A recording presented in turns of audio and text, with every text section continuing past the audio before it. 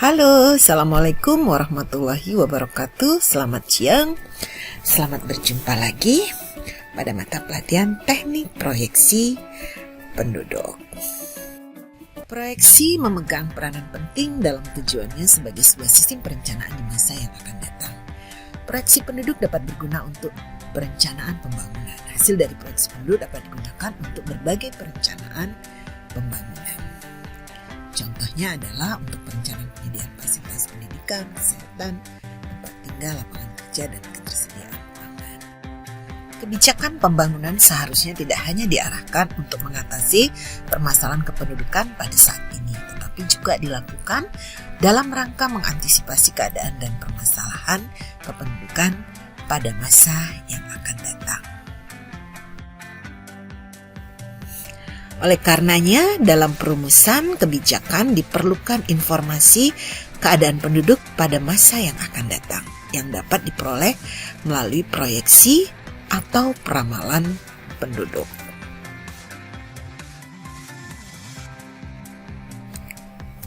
Proyeksi penduduk atau population projection dan peramalan penduduk atau population forecast sering dipergunakan sebagai dua istilah yang sering dipertukarkan.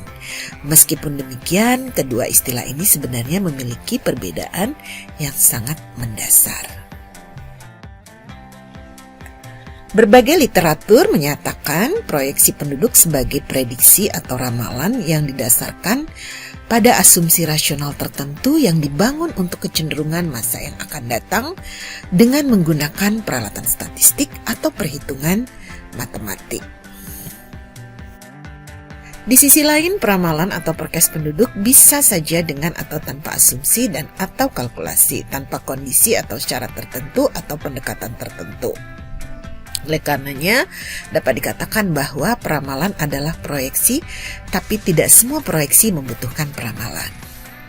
Proyeksi merupakan ramalan yang berdasarkan pada ekstrapolasi atas kecenderungan masa lalu maupun masa kini ke masa depan. Sementara prediksi adalah ramalan berdasarkan asumsi teoretik yang tegas. Perkiraan yaitu ramalan berdasarkan pada penilaian yang informatif atau penilaian pakar. Terdapat banyak metode di dalam proyeksi penduduk. Masing-masingnya memiliki asumsi sendiri kekuatan dan kelemahan. Model-model yang umum yang biasanya digunakan untuk proyeksi penduduk diantaranya adalah metode matematik. Pada perhitungan ini digunakan kalau tidak diketahui data komponen pertumbuhan penduduk. Jadi hanya menggunakan data penduduk keseluruhan. Kemudian ada metode komponen. Ini menggunakan data komponen pertumbuhan penduduk yaitu fertilitas, mobilitas, dan migrasi. Berikut mari kita simak metode proyeksi penduduk menggunakan model matematik. Metode matematik sering disebut juga dengan metode tingkat pertumbuhan penduduk atau growth rate. Metode ini merupakan estimasi dari total penduduk dengan menggunakan tingkat pertumbuhan penduduk secara matematik atau tingkat lanjutannya melalui fitting kurva yang menyajikan gambaran matematis dari jumlah perubahan penduduk seperti kurva logistik. Proyeksi berdasarkan tingkat pertumbuhan penduduk mengasumsikan pertumbuhan yang konstan, baik untuk model aritmatika, geometrik, atau eksponensial untuk mengestimasi jumlah penduduk. Metode matematik terdiri dari model aritmatik atau linier, geometrik, dan eksponensial. Berikut ini adalah rumus dari masing-masing metode yang dikategorikan pada metode matematik. Linier ini sama dengan aritmatik. Metode aritmatik merupakan proyeksi penduduk dengan metode aritmatik mengasumsikan bahwa jumlah penduduk pada masa depan akan bertambah dengan jumlah yang sama setiap tahunnya. Jika kondisi yang demikian, kita bisa menggunakan metode aritmatik. Kemudian metode geometrik. Proyeksi penduduk dengan metode geometrik menggunakan asumsi bahwa jumlah penduduk akan bertambah secara geometrik menggunakan dasar perhitungan bunga majemuk. Ini didasarkan pada Adi Utomo dan Samosir pada tahun 2010. Sementara metode eksponensial, menurut Adi Utomo dan Samosir, metode eksponensial menggambarkan pertambahan penduduk yang terjadi secara sedikit-sedikit sepanjang tahun. Berbeda dengan metode geometrik yang mengasumsikan bahwa pertambahan penduduk hanya terjadi pada satu saat selama kurun waktu tertentu. Dari ketiga metode perhitungan jumlah penduduk di atas juga dapat dihitung perkiraan waktu ketika jumlah penduduk mencapai 2 kali lipat atau doubling time. Formula perhitungan waktu penggandaan menggunakan laju pertumbuhan penduduk, aritmatik, geometrik, dan eksponensial adalah sebagai berikut. Berikut ini adalah rumus untuk mencari doubling time atau jumlah penduduk lipat 2. Berapa lamanya waktu yang dibutuhkan agar jumlah penduduk menjadi lipat 2. Pembuatan proyeksi penduduk memerlukan sumber data yang berkualitas, kelengkapan, cakupan, serta memiliki reliabilitas yang baik. Persyaratan ini dapat dipenuhi dari data hasil sensus penduduk, juga survei kependudukan lainnya yang senantiasa dilakukan oleh BPS secara berkala. Berikutnya kita akan bahas metode proyeksi penduduk menggunakan metode komponen.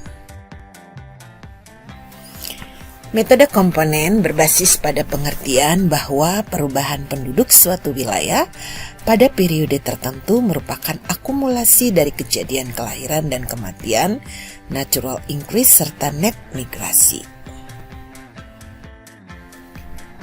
Berikut adalah rumus yang bisa kita gunakan untuk menghitung proyeksi penduduk dengan menggunakan metode komponen. Pada metode ini diperhitungkan selisih jumlah kelahiran kematian dan jumlah migrasi keluar dan masuk.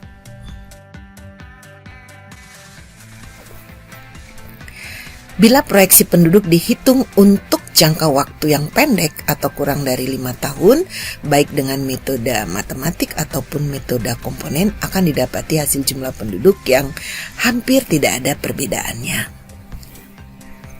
Untuk jangka waktu pendek, hasil proyeksi penduduk dengan metode matematik relatif masih cukup baik karena kelahiran, kematian, dan perpindahan tidak berubah secara signifikan.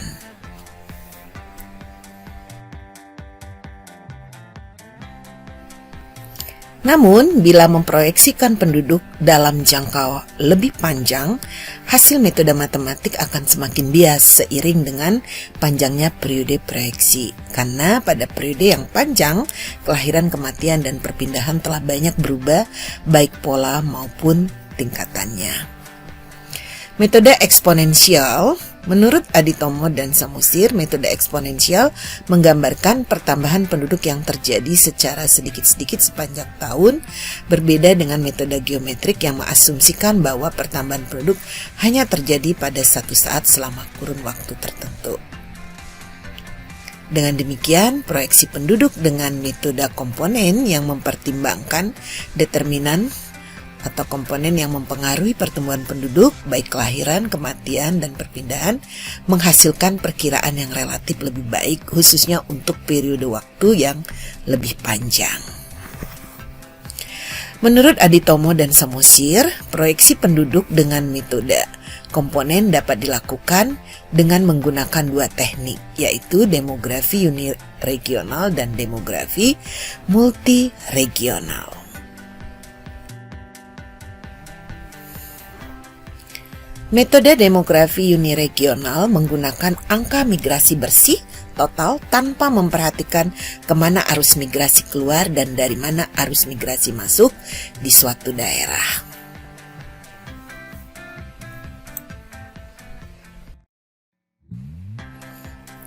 Sementara metode demografi multiregional memperlakukan migrasi masuk ke suatu daerah sebagai migrasi keluar dari daerah asal tertentu dan migrasi keluar dari suatu daerah sebagai migrasi masuk di daerah tertentu lainnya.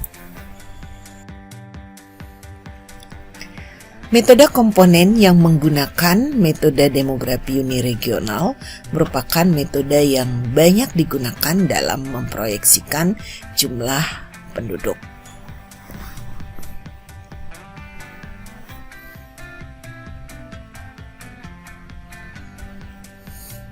Metode ini memungkinkan penggunaan informasi statistik dari komponen perubahan penduduk dan memungkinkan melakukan proyeksi menurut umur dan jenis kelamin dengan memperhitungkan tingkat kelahiran, kematian, dan perpindahan pada setiap kohor sehingga populasi setiap kohor di masa depan dapat diperkirakan. Data dasar yang dibutuhkan sebagai berikut. 1. Distribusi penduduk menurut umur dan jenis kelamin yang telah dilakukan perapian atau smoothing. 2. Pola mortalitas. 3. Pola fertilitas menurut umur. 4. Rasio jenis kelamin saat lahir. Dan 5. Proporsi migrasi menurut umur. Demikian materi mengenai pengantar proyeksi penduduk. Sampai bertemu lagi pada materi proyeksi penduduk berikutnya. Sampai jumpa. Assalamualaikum warahmatullahi wabarakatuh.